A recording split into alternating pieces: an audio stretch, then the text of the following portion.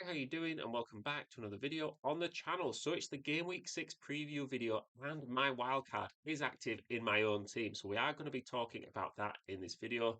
I'm also going to discuss the mini league, who got manager of the week, and who is winning overall. And then I'll talk captaincy options and transfer thoughts moving forward. There are no charts in this video because I like it to be a bit more discussion based, a bit more instinct. But if you do want to check out the wildcard team, in a bit more depth with the charts, go check out my latest video on the channel. The link will be at the end, but it'll also just be the most recent after this one in my videos. If you are new to the channel, please do subscribe. It really does make a difference to a small channel, so I'm so grateful for all the support. It's just really cool to see. So thank you for that. And let's get into the mini league. So manager of the week was Desmond on 68 points, and there was quite a few people on 67, so he just hit them. But you can see why, really, because he got a lot of points from all round his squad. Midfielder didn't do too much, but the defenders did really well. And Bern and Senesi playing in a nil-nil draw definitely helped, and they got some defensive contributions in there as well.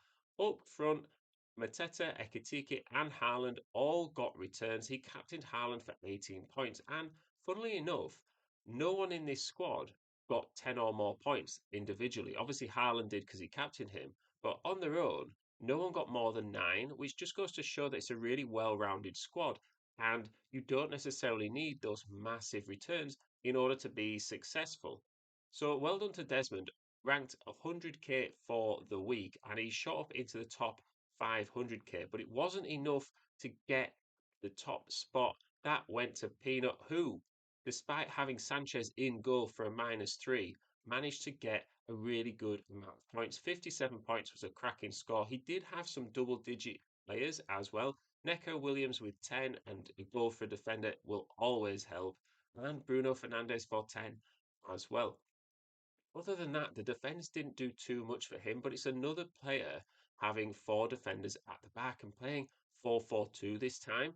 And it's really interesting to sort of see that shift where we are playing defenders more and more, and therefore you can afford to invest a bit more money either in your defence or reduce your bench down because you can just sub in these defenders and then have a bit more in attack. So well done to Peanut, currently winning the mini league just by 4 points. It's really tight.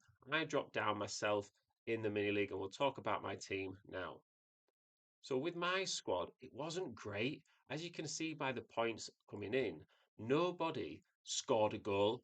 Didn't have a single actual goal scored from any of my players. Mark Gahey came in with 7 points. Anderson got his defensive contributions, and Salah got an assist. Pulis got 2 assists. Doesn't seem to have, when you look at a player getting 2 assists and then they end up with 7 points, doesn't necessarily feel like they've actually got those 2 assists. Of course, they were both a little bit lucky in terms of getting them, but he got the points overall. Semenyo got defensive contributions for 5 points, which is great. And my strikers are typically doing my striker things. Madueke got subbed at half time, which wasn't great. And 39 points overall obviously isn't ideal. You look at Kukurea getting 0 points on there as well. On a game week rank of 7 million, it did see me drop down about 500k. But funnily enough, after Saturday's games, I was up 200k. I was in about 740k overall. Now I'm 1.5 mil. It's okay. I'm not hitting the wild card because I'm panicking. I'm hitting the wild card because I've got a lot of players that I want to change. And it would probably take me about 6 weeks to get through it all. And at that point, you've got other injuries, there's other fixture swings that you want to change. So I just think it's the right time to do it. I know it's a really popular game week to do it, but I'm not doing it just to go with the flow of everyone else. It just made sense for my team. And I think that's important for if you are considering to wildcard. You've got to do it for your team, not just for the fear of missing out. Of course, if you can combine both, where it helps your team and it's convenient in the wider scope of what everyone else is doing, then that's great. I do think, you've got to look at your own team individually. So let's take a look at the captaincy options for this week, and the fixtures pretty much speak for themselves here. If you own Haaland, you're captaining him. He's got Burnley at home, and whilst Burnley are doing okay in the league, and they'll probably turn up to Man City and try and set up defensively, and that might not be great for Haaland because there wouldn't necessarily be the space in behind. I still would captain him. They're still a promoted team, and they're playing at 3 o'clock on a Saturday, so there's no early kickoff where you're questioning, is it going to be a low-scoring game? You can imagine Man City getting at least 3 goals here. Think if you're triple captaining Haaland, I would maybe try and play a team who are going to attack a little bit more and therefore leave space for Man City in behind. I think as a captaincy option, that's great, but triple captaincy, I do see it, but just the way Burnley play and the way Haaland plays, Burnley, if they sit back, there's not that space for Haaland to run in behind, if that makes sense. So I would maybe wait and see. I would say these days, when Man City play Nottingham Forest, say that's maybe a better time to triple captain Haaland, just because they'll push that higher lineup now that Ange Postecoglou's in charge, and he'll have that extra space. If you don't own Haaland, think Salah is the next best captain. Crystal Palace away is not an easy fixture though, so I would just bear that in mind. And they have been doing quite well defensively, so I wouldn't hate it if you captain Semenyo instead. I think Leeds at home again. It's quite a difficult fixture, but they do give up chances to Leeds, and because they're at home, they will be trying to score. Semenyo could catch them on the break, a bit like what we saw him do against Liverpool in game week 1. So I think Semenyo is probably the next best captain after Haaland, if you're feeling brave enough. Although I don't mind it if you do captain Salah.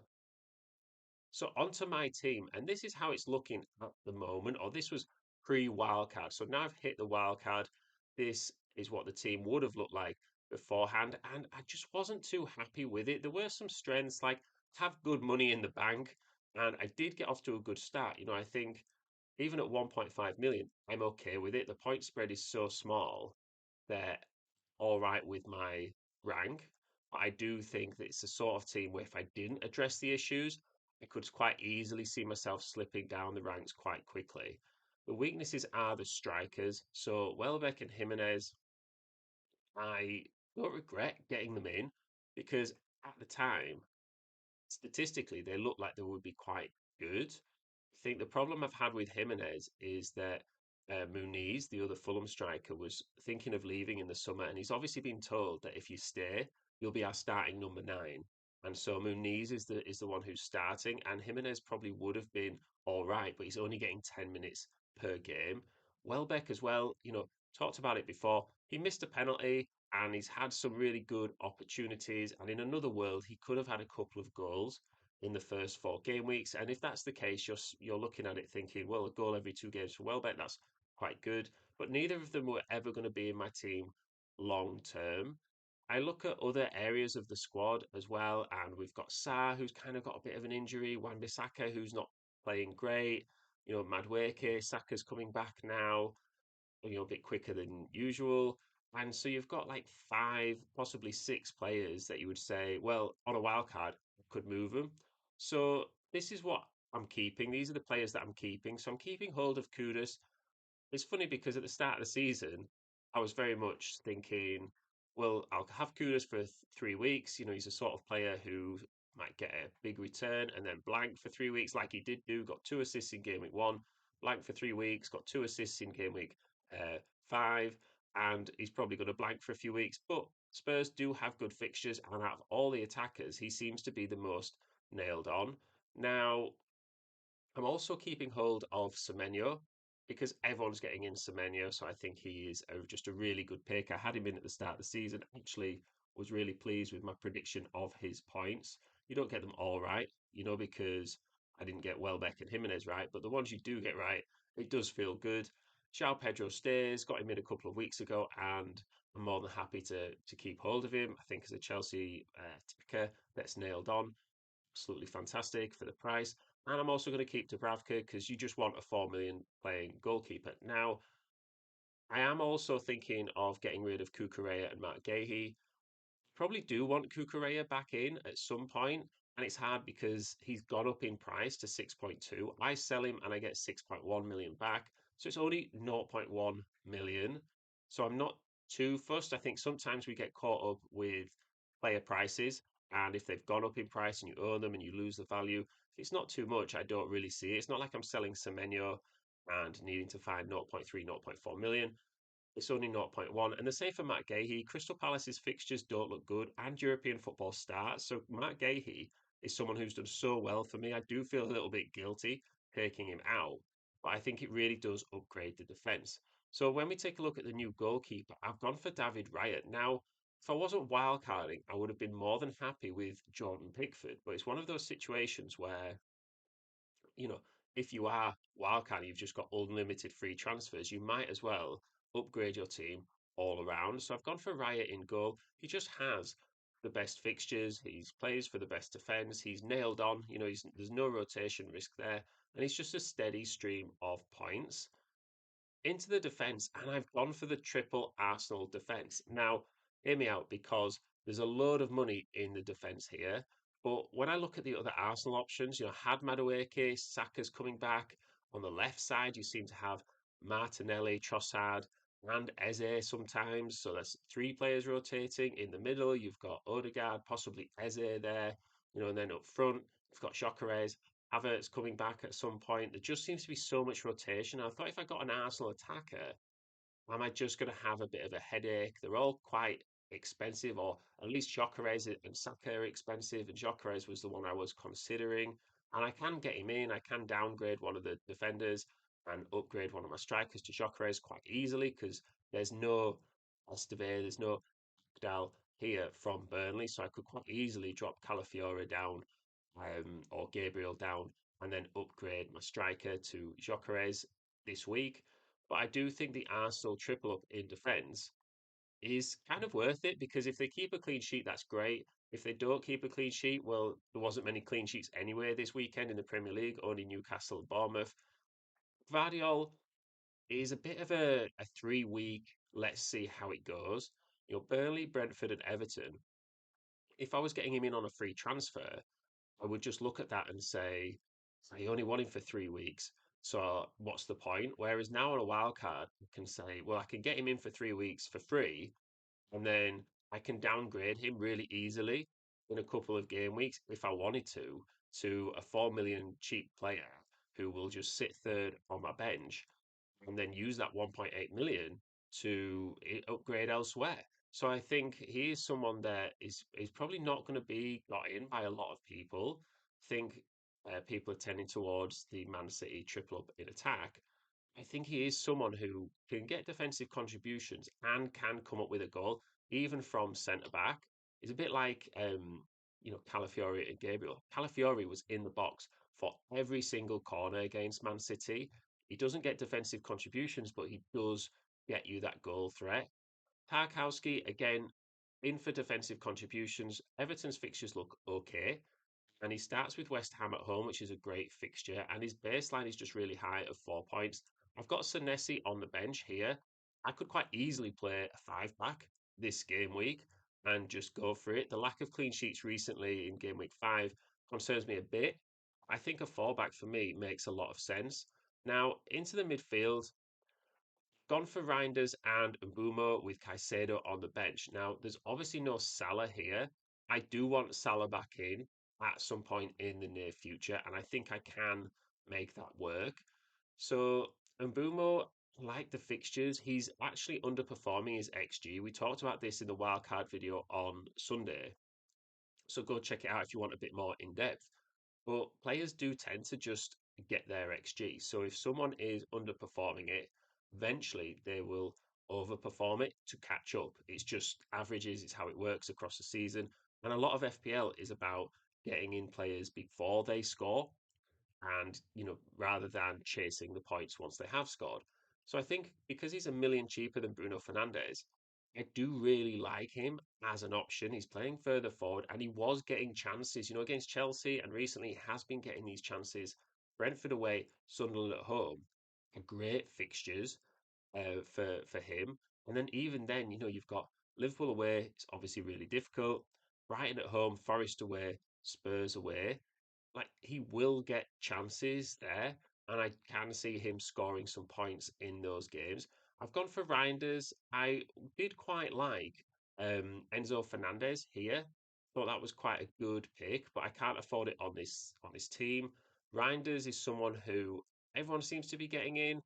I do think he's a good pick. On a wild card, I can see you getting him in. If it was a free transfer, I probably wouldn't have gone for him. But I think it's like we said at the start, if you can get a good player in and it's someone that's quite popular, then that covers both bases. So the midfield, I am happy with Caicedo. I don't expect him to keep scoring goals, but as a cheap midfielder with a high floor of 4 or 5 points every game week, I think is fantastic. And then up front, I've gone for Haaland. So Haaland is pretty much, I'm renting him for 3 weeks. I think after game week 8, maybe game week 9, I'll get Salah back in because I do still believe what I've been saying all season long with the data, in the sense that I don't think he can keep matching his price. So he needs to score really highly in order to be worth the money. And he's actually scoring a lot lower than he has done in his previous Premier League seasons. Maybe not a lot lower, but it's his lowest scoring tally after 5 games. So he does tend to start the season really well.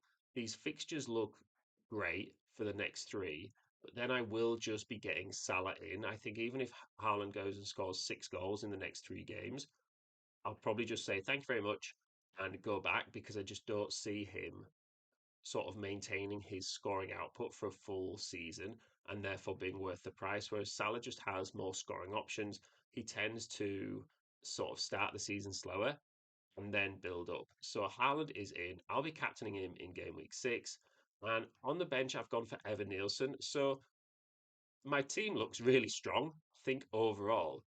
So having Evan Nielsen on the bench, is that a bit of a waste? Like, could I just go for a Calvert-Lewin or a Muniz from Fulham for 5.5 million, save myself 1.5 million, and not necessarily upgrade elsewhere, but just have a bit more in the bank, so it's a bit easier to get um, Salah in when I want him? Because if I'm just using 2 transfers to downgrade Haaland and let's say upgrade Mbumo or Reinders, well, if I have more money in the bank, then I can get a better striker. I can save more money when selling Haaland and keep someone, or I could drop to a really cheap striker and then put Evan Nielsen into the starting lineup. So I'll be interested to know what you think about that. So overall, the team value is 99.9 million and will probably continue to go up during this week in terms of when other players are rising up in price due to transfers.